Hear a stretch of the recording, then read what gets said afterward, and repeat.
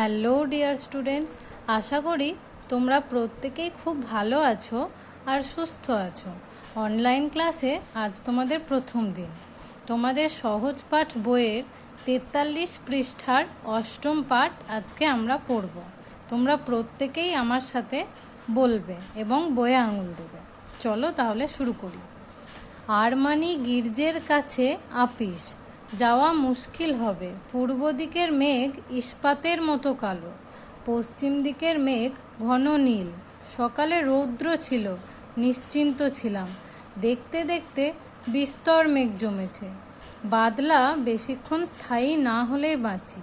শরীরটা অসুস্থ আছে, মাথা ধরেছে, স্থির হয়ে থাকতে পারছি না। আপিসের ভাত এখনো হলো না। উনানের আগুনটা উস্কিয়ে দাও। ঠাকুর আমার ঝোলে যেন লঙ্কা না দেয়। বঙ্কিমকে আমার অঙ্কের খাতাটা আনতে বলো। দোতলা ঘরের পালঙ্কের উপর আছে। কঙ্কা খাতা নিয়ে খেলতে গিয়ে তার পাতা ছিঁড়ে দিয়েছে। তাহলে কি বলছে যে আরমানি গির্জের কাছে আপিস অর্থাৎ অফিস রয়েছে, কিন্তু মেঘের রং ইস্পাতের মতো কালো, অর্থাৎ মেঘ এতই ঘন যে যে কোনো মুহূর্তে বৃষ্টি নামতে পারে। তার জন্য তার অফিসে যাওয়া মুশকিল হবে। এতক্ষণ সকাল থেকে রৌদ্র থাকলেও আস্তে আস্তে বিস্তর অনেক মেঘ জমেছে। এই বাদলা যদি বেশিক্ষণ স্থায়ী হয় তাহলে খুব মুশকিল হবে। তাই যদি বেশিক্ষণ এই মেঘ না থাকে তাহলেই ভালো। আর শরীরটাও অসুস্থ আছে, মাথা ধরেছে, সে কোনোভাবেই যেন স্থিরভাবে থাকতে পারছে না।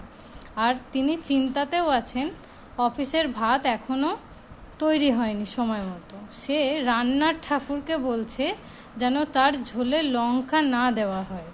আর বঙ্কিমকে অঙ্কের খাতাটা দোতলা থেকে আনতে বলা হয়েছে। দোতলার পালঙ্কের উপর সেই খাতা রয়েছে। পালঙ্ক হচ্ছে খাট, আর সেই খাটের উপরে থাকা খাতা কঙ্কা খেলতে গিয়ে ছিঁড়ে ফেলেছে।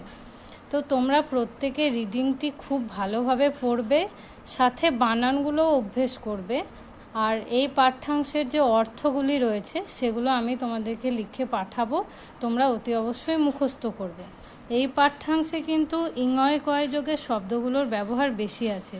তো প্রত্যেকে তোমরা বানান পড়বে, রিডিংটা ভালোভাবে অভ্যেস করবে, আর আমি যে অর্থগুলো তোমাদেরকে দেব সেগুলো সুন্দরভাবে মুখস্থ করে নেবে। আজকের মতো ক্লাস তাহলে এখানেই শেষ করছি। Have a good day.